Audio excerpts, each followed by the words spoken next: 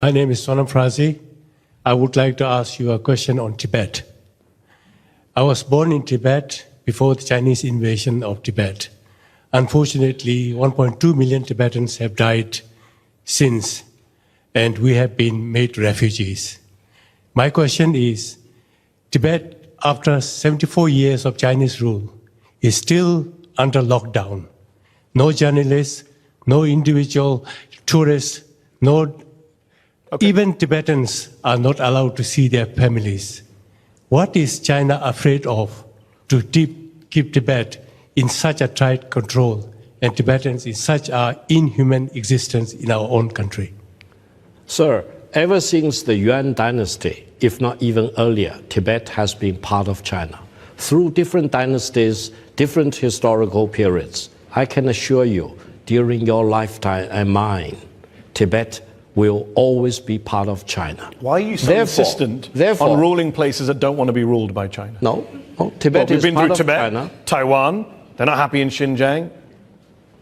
Tibet being part of China doesn't depend on whether you like it or not. It's a megatrend of our time. A megatrend. And you need to accept that before you will feel free to go back to China, so you don't visit Tibet. You sound like you're threatening the man. No, I'm not. You said you have to accept that before you can go back. He's from that place. You live in peace in Britain, that's good. But he's a refugee. But if you want to go back to Tibet, acknowledge Tibet is part of China, period. And what if he doesn't? He can't go back to his home? You cannot go back.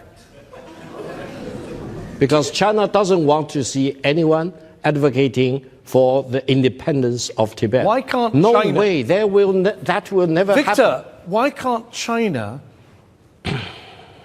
rest on its own merits? Why the bullying and the threats? We're going to break you to pieces, Taiwan. You can't go back until you sign this document or that declaration. Why the insecurity? Second biggest economy in the world, major power. You sound so insecure. China's security rests on the principle that there is only one China.